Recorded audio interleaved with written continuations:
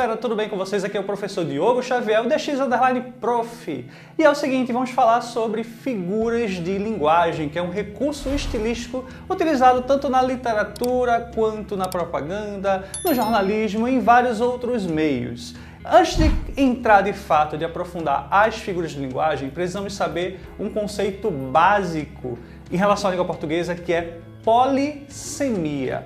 Polissemia é a propriedade da palavra ter vários significados, ela adquirir vários sentidos com o passar do tempo.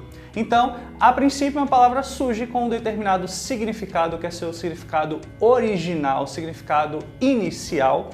Esse significado a gente chama de denotativo, ou um caso de denotação. É o sentido que aparece primeiro no dicionário, quando a gente procura o verbete, procura a palavra. O primeiro sentido que vai aparecer é o sentido denotativo. O sentido conotativo ou contextual é aquele que vai surgir depois com o passar do tempo. Então, por exemplo, pedra. Pensando em pedra, a princípio o sentido original é algo que podemos pegar, podemos jogar em algo ou alguém, não é bom, né? Mas a gente sabe que é pedra no sentido denotativo, sentido real. Quando a gente fala em conotação, uma pedra, por exemplo, para Drummond, é um problema. Tinha uma pedra no meio do caminho tinha uma pedra. Então aqui eu tenho um sentido conotativo. Pedra passou a ser problema. Então, denotativo, dicionário, é o primeiro sentido do dicionário. Conotativo, contexto, é um sentido que vai surgir depois com o passar do tempo. E por que precisamos saber isso?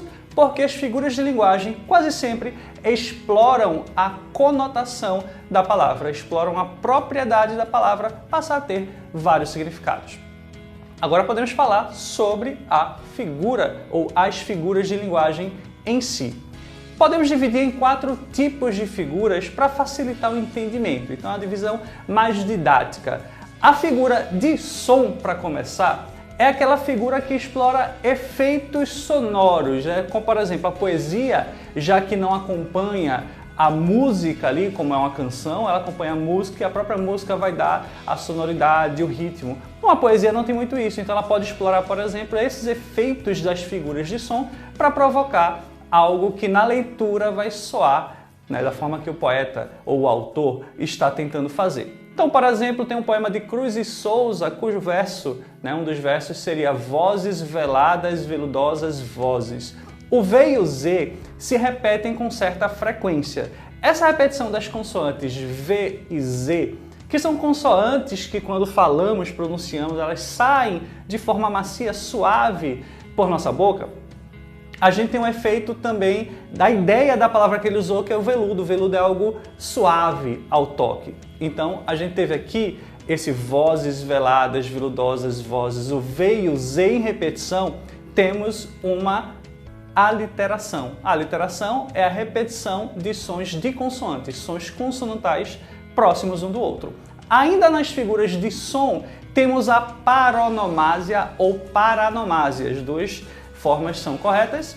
Paronomásia vem de parônimo. Parônimo são palavras parecidas, tem a pronúncia parecida, tem a escrita parecida.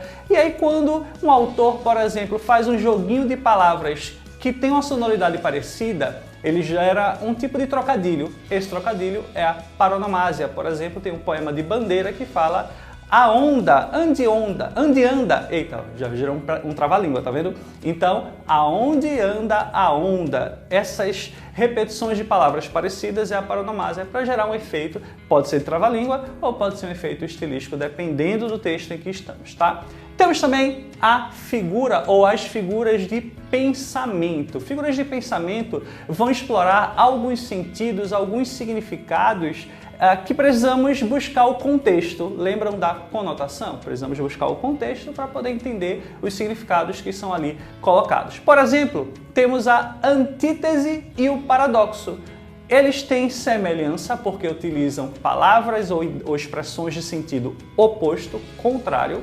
A diferença é, a antítese vai pegar essas ideias opostas e vai alternar, coloca lado a lado, mas alternando, por exemplo, o amor é bom, não quer o mal. Bom e mal são ideias opostas, antítese, porém eu não junto, eu não associo, então às vezes ele sorria, às vezes ele chorava. São ideias opostas, mas elas não estão juntas. A mesma pessoa pode em um momento fazer uma coisa e em outro momento fazer a outra. Isso é antítese. No momento em que eu pego essas duas ideias opostas e junto em uma só expressão e tento juntar, associar numa única ideia, uma única ação, aqui eu tenho um paradoxo. O paradoxo, se a gente tentar entender ao pé da letra, temos aí uma contradição, uma incoerência, mas claro que devemos compreender de acordo com o contexto. Por exemplo, poema de Camões, o amor é um fogo que arde sem se ver, é ferida que dói e não se sente. Mas como é que pode doer e não sentir se a dor é uma forma de sentir? Aí eu tenho um paradoxo. Pegamos os opostos e juntamos, de forma que se interpretarmos ao pé da letra, seria incoerente. Ainda nessas figuras de pensamento, nós temos a hipérbole. Uma hipérbole é uma ideia exagerada. Ele pega uma ideia e exagera para dar ênfase àquilo ali. Então, por exemplo, chorou rios de lágrimas. Ora, uma pessoa chorar, sei lá, durante um mês, todo dia, 5 horas por dia, ainda não enche um balde, talvez. Que dirá um rio? Então é exagero. Eu já falei mais de 1000 vezes, provavelmente não falei nem 10. Então aqui eu tenho um exagero proposital para gerar um efeito de sentido. Isso é hipérbole. Não confundir com hipérbato, que vamos falar já já. Ainda nas figuras de pensamento nós temos a ironia. Ninguém aqui usou, ninguém conhece a ironia, né? Claro que você não usa a ironia de forma alguma. Bem, é basicamente isso. A ironia, eu digo uma coisa e quero dizer o contrário. Alguém, por exemplo, faz algo de errado que você avisou para não fazer, aí você diz, muito bem, bonito, hein? Até o tom de voz mostra um pouco dessa ironia. Eu estou dizendo não, não é muito bem, não foi bonito, porque eu avisei que ia acontecer aquilo. Então aí eu tenho uma ironia, ok? Então, por exemplo, em Recife, nós vivemos, né, sobre um sol bastante frio, tranquilo, é bem agradável, só que não. Então eu estou falando de frio, mas na verdade eu quero falar do calor. Isso é ironia. Eu digo uma coisa, mas querendo significar o contrário. E por fim, aqui nas figuras de pensamento, nós temos a sinestesia. A sinestesia, ó, pensa aí em anestesia. Anestesia, você tem que ter total ausência de sentido para fazer, por exemplo, um procedimento cirúrgico. Se você sentisse tudo que está sendo feito ali em você, você provavelmente não ia aguentar de dor. Se for uma cirurgia que precisa de uma anestesia geral, você precisa estar apagado completamente e não sentir nada. Tanto que tem que ter uma pessoa ali na sala de cirurgia para controlar, né, essa questão dos anestésicos para que você não sinta nada. Anestesia, sentido, sentir. Sinestesia tem a ver com sentir, só que eu misturo sentidos diferentes. Então, por exemplo, eu misturo a visão com o paladar, ou misturo a audição com o tato. Quando eu falo de uma voz veludosa, ora, veludo a gente sente com o tato. Voz eu capto com a audição. Então, no momento que eu juntei essas duas ideias diferentes de sentidos, noções de sentidos diferentes, eu tenho a sinestesia. Eu posso juntar também sentimento com sensação térmica ou com algum sentido. Então, por exemplo, era um amor frio. Frio é temperatura, eu sinto com o tato, na pele. E amor é sentimento. Então, essas misturas chamamos de sinestesia, ok? Agora, falando das figuras de palavras. As figuras de palavras vão explorar o uso de vocabulário, o uso de léxico, para tentar substituir uma por outra, sendo que guardam ali alguma relação entre elas. Por exemplo, nós temos a metáfora. A metáfora é um tipo de comparação implícita que não utiliza conectivo comparativo para tentar estabelecer uma relação entre duas ideias. Por exemplo, o fogo daquela paixão durou muito. Ora, fogo e paixão. É como se a paixão fosse um fogo, uma chama. O próprio Vinícius de Moraes, em alguns poemas, fala disso, né? O amor é uma chama e aí ele pode se apagar, o poema Soneto de Fidelidade, por exemplo. E aí, quando eu faço isso, eu falo como se o fogo ou a paixão, o amor fosse um fogo, é como se fosse, esse tipo de comparação implícita é a metáfora. Então, quero mergulhar no oceano azul dos teus olhos, um exemplo. Então, os olhos é como se fossem o oceano. Isso é uma metáfora. Temos também a metonímia, que também pode ser chamada de sinédoque. Tá? Hoje em dia se considera como uma figura só. A metonímia é a substituição de uma palavra ou expressão por outra, tendo entre elas alguma relação de sentido. Por exemplo, se eu digo que usei no meu caderno um post-it para colocar uma observação. Post-it, gente, é uma marca.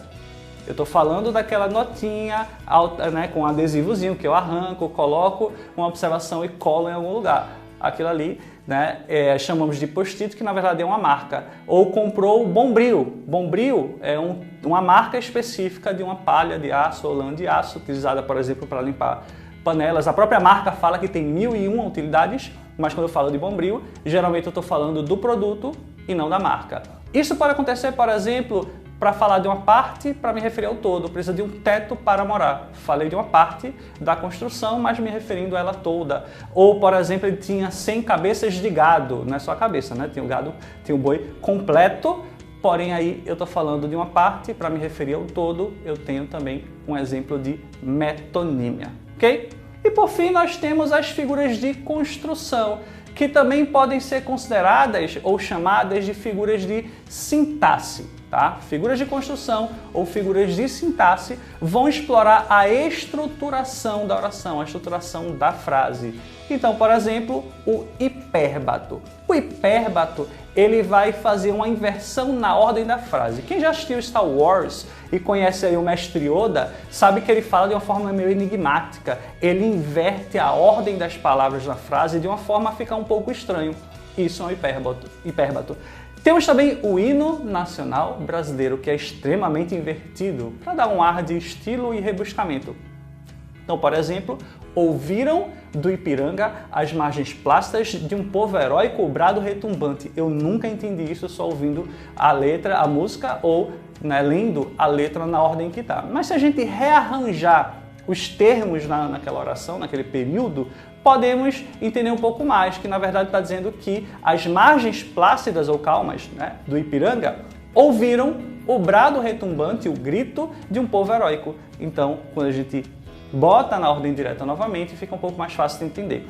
Essa inversão exagerada dos termos dentro da oração, não coloco lá aquela ordem clássica, sujeito, verbo, complementos e adjunto. Geralmente a gente modifica, bota o sujeito lá na frente, o adjunto vem para o começo. Quando fazemos isso, temos um hipérbato. Ainda nas figuras de construção ou figuras de sintaxe, nós temos o polissíndeto.